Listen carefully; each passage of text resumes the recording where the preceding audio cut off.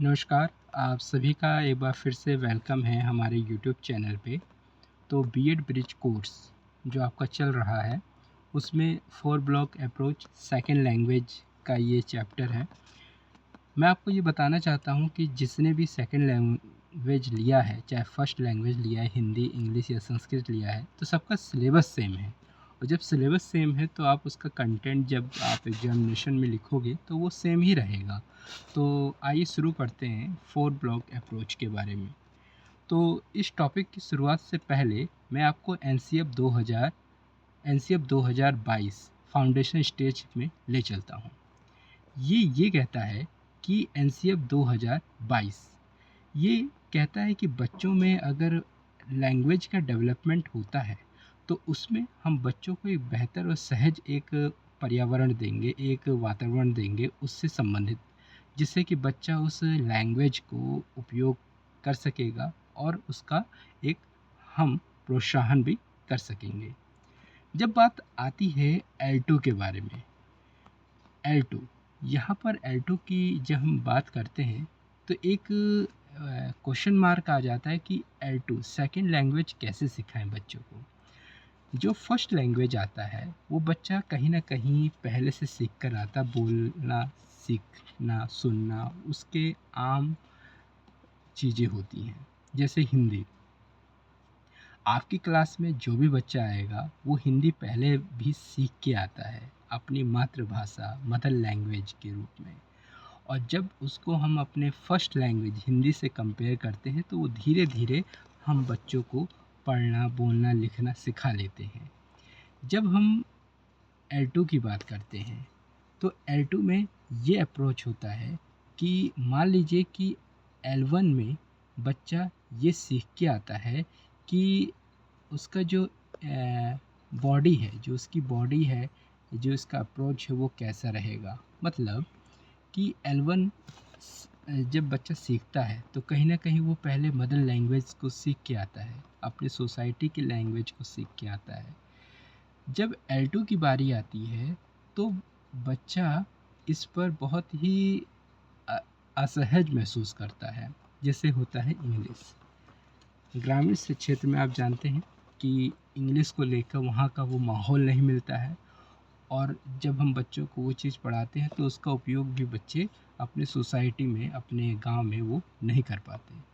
तो एक टीचर का ये रोल होता है कि बच्चों को पहले प्राइमरी स्तर पर हम ऑरल डेवलपमेंट करवाएं, ऑरल लैंग्वेज का विकास करवाएं, जिससे कि सोच समझकर एक समावेशी और पारिस्थितिक की रूप में उसका एक हम टीचिंग लर्निंग के मेथड से करेंगे। और ये भी कहा जाता है कि जो दूसरी लैंग्वेज होती है, चाहे संस्कृत हो, इंग्लिश हो, कोई भी लैंग्वेज हो, वो थोपनी नहीं चाहिए बच्चे पर। वो धीरे धीरे उसको ओरल रूप में, एक मौखिक के रूप में बच्चों को परिचित करवाना चाहिए। हम जब अंग्रेजी पढ़ाते हैं कक्षा में, क्लास 1 में या प्री प्राइमरी में, तो हम वहाँ देखते हैं कि बच्चों को पहले छोटी छोटी चीज़ों के साथ जोड़ने की कोशिश करते हैं। हम बच्चों को पहले गुड मॉर्निंग, गुड आफ्टरनून ये सब चीज़ें सिखाते हैं, हेलो, और अपने अपने पापा का नाम बताइए, अपने मदर का नाम बताइए, अपना नाम बताइए। तो पहले हम इंट्रोडक्शन देते हैं अपना सेल्फ का।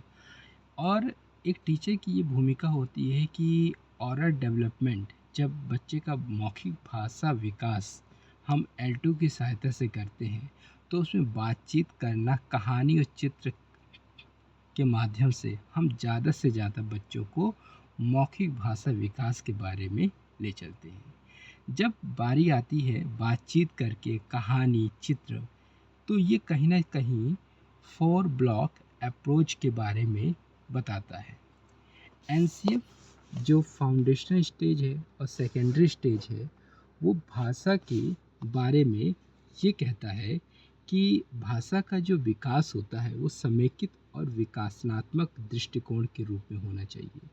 मतलब लैंग्वेज का जो भी चीज़ रहेगी वो 4 ब्लॉक के रूप में रहेगी, जहाँ पर हम ये देखते हैं कि एक ग्रामीण परिवेश का बच्चा, आइए एक एग्जाम्पल के तौर पर देखते हैं कि एक शहरी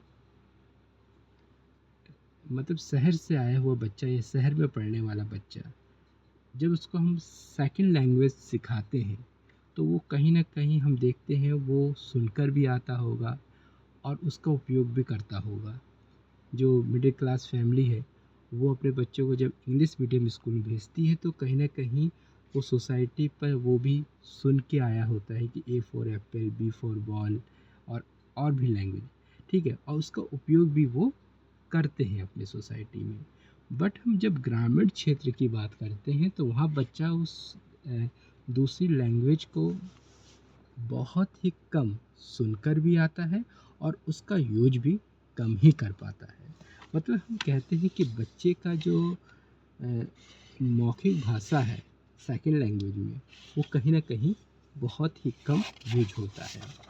आइए जानते हैं कि 4 ब्लॉक अप्रोच क्या कहता है। इसमें बच्चे का मौखिक भाषा का विकास होना चाहिए, शब्द पहचान, पठन और लेखन का रूप होना चाहिए। मतलब 4 ब्लॉक अप्रोच ये कहता है कि बच्चे का ओरल डेवलपमेंट होना चाहिए और रीडिंग होना चाहिए, राइटिंग होना चाहिए और वर्ड मतलब शब्द की पहचान होनी चाहिए। इसमें ये जो 4 ब्लॉक के बारे में बात की गई है, ये बहुत ही लचीला होना चाहिए और ये बेसिकली एक बच्चे को सहायता देने के रूप में इसके फोल्डिंग के फॉर्म में होना चाहिए। जी, कि पहले हम बच्चे को ओरल लैंग्वेज सिखाएं, उसके साथ ही साथ हम बच्चे को उसके धीरे धीरे उसमें शब्द को उसके शब्दकोश का विकास करें। धीरे धीरे बच्चे को हम रीडिंग भी करवाएं और धीरे धीरे हम बच्चों को लिखना भी सिखाएं। तो हम कह सकते हैं कि 4 ब्लॉक अप्रोच जो है वो क्रमबद्ध नहीं है, बल्कि आपस में वो क्या है, कनेक्ट हुए हैं, बल्कि ये आपस में हमेशा कनेक्ट रहते हैं। ये चीज़, ये चीज़ और ये चीज़, ये चारों चीज़ें आपस में क्या रहती है, कनेक्ट रहती है। तभी हम जाके कह सकते हैं कि 4 ब्लॉक अप्रोच जो है वो क्रमबद्ध नहीं है कि हम पहले बच्चे को मौखिक सिखाएं, फिर लिखना सिखाएं, फिर पढ़ना सिखाएं। ये क्रमबद्ध नहीं होता, ये बल्कि आपस में कनेक्ट होती है। आइए 4 ब्लॉक अप्रोच को हम पहले पार्ट में हम समझते हैं। जो पहला है वो है ओरल लैंग्वेज डेवलपमेंट, मौखिक भाषा का विकास। मौखिक भाषा का विकास जब हम बोलते हैं कि बच्चे में मौखिक भाषा होनी चाहिए, तो हम ये देखते हैं कि बच्चा जो है वो पढ़ना और लिखना से पहले सुनना और बोलना जानता है। बिल्कुल, हम बच्चे को देखते हैं तो वो या क्लास 1 में प्री प्राइमरी में जब में बच्चा जब आता है तो ये देखता है कि वो ये जो बच्चा है वो सुनना और बोलना जानता है। उसको पता है कि मैं जा रहा हूँ खाना खाने, चलो इधर आओ, वो जानता भी है इस समझ को।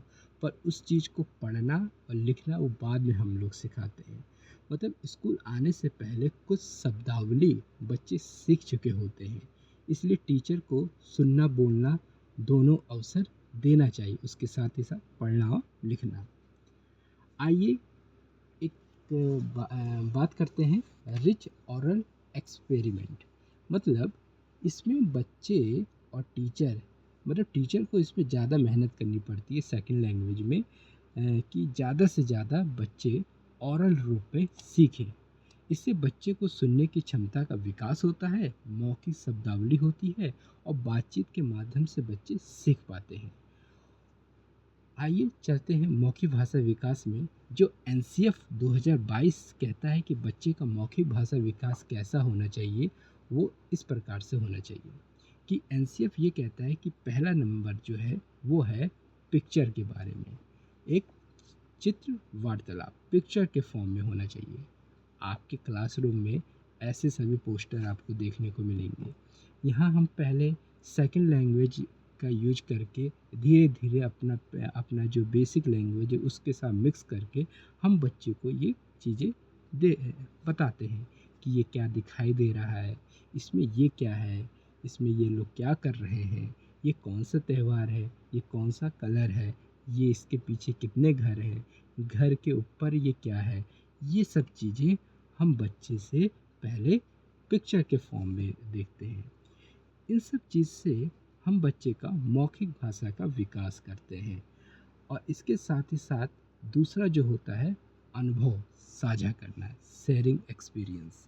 इसका मतलब ये होता है कि मान लीजिए कि कोई बच्चा है और उसको हम पढ़ा रहे हैं मेले के बारे में, तो बच्चा अपना अनुभव बताता है कि सर जी मैं अपनी मम्मी के साथ मेले में गया था और मैंने वहाँ पर ये चीज़ें देखा, ये चीज़ें खरीदा। तो हम जब बच्चे के साथ अपने अनुभव और उसके अनुभव को शेयर करेंगे एक दूसरे के साथ, जितने भी बच्चे होंगे, उससे बच्चे का ऑरल डेवलपमेंट होगा कि हाँ, एक मेला था उसमें ये सब चीज़ें थी। इसके साथ ही साथ कहानी सुनाना। कहानियाँ ऐसी होनी चाहिए जो कि बच्चों के सामाजिक संबंध, नैतिक निर्णयों, भावनाओं, ठीक है, और जीवन कौशल को सिखाने का एक अच्छा माध्यम होता है क्या, स्टोरी। तो इसी को हम बेस बना के कहानी सुनाते हैं बच्चे से। नई नई शब्दावली बच्चे सीखते हैं और इसके साथ साथ बच्चे उस प्रॉब्लम सॉल्विंग, समस्या समाधान की क्षमता भी सीख लेते हैं।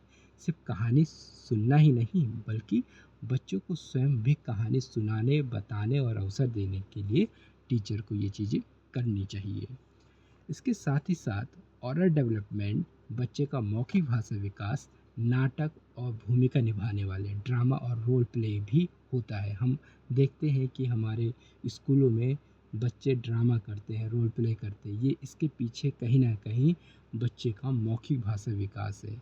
नाटक और भूमिका निभाने से बच्चे में एक सार्थक संदर्भ शब्दावली सीखते हैं, बोलने की क्षमता आती है, कॉन्फिडेंस आता है बच्चों में, और अपने अपने अभिव्यक्ति को, प्रभाव को, अपने चीज़ों को बताने के लिए उन्हें एक जोर मिलता है। ठीक है ना? इसी के साथ एनईपी क्या कहता है? एनईपी मौखिक भाषा विकास के बारे में क्या कहता है? राष्ट्रीय शिक्षा नीति जो है वो क्या कहता है? एनईपी ये कहता है कि भाषा को इंटरैक्टिव होना चाहिए। इंटरैक्टिव का मतलब ये होता है कि टीचर अगर ऐसा पढ़ाता है, दिस इज अ किट, तो बच्चे चुपचाप सुनते हैं। ऐसा नहीं होना चाहिए। एनएपी ये कहता है कि टीचर को ऐसा पूछना चाहिए, ये क्या है? इस इसने कैट देखा है? किस किसने कैट देखा है? कैट कैसी आवाज़ करती है? अब बच्चे बोलेंगे, हंसेंगे और सीखेंगे। तो ये एनएपी का अप्रोच है कि बच्चों को मौखिक भाषा सिखाने के लिए आप इंटरएक्टिव, मतलब संवाद के लिए टीचर और बच्चे दोनों आपस में जोड़कर सीखें। ठीक है? आप इसमें देखते हैं कि दिस इज़ अ कैट, बच्चे सुन चुके हैं। बट बट यहाँ पर आप बच्चे क्वेश्चन अगर आप देखेंगे, ये क्या है, किसने कैट देखा, कैट की आवाज़ कैसे होती है, ये सब चीज़ें बच्चे का मौखिक भाषा विकास को बढ़ाता है। ठीक है? उम्मीद करता हूँ आपको ये छोटी सी वीडियो पसंद आई है। वीडियो पसंद है, वीडियो को लाइक करिए। ऐसे ही छोटी छोटी मैं वीडियो बनाऊँगा इसी टॉपिक के ऊपर, जिससे कि आप इस वीडियो को देखकर पेपर में लिख सकेंगे। एक मेरा ये मानना है कि आप खुद टीचर हैं और खुद अपने स्कूलों में ये देखते हैं। बस मेरा ये मानना है कि मैं इस चीज़ को समझ बना सकूँ, ताकि इस वीडियो के माध्यम से आप कॉपी में, आप अपने एग्ज़ाम में ये चीज़ें लिख सकें। Thank you so much.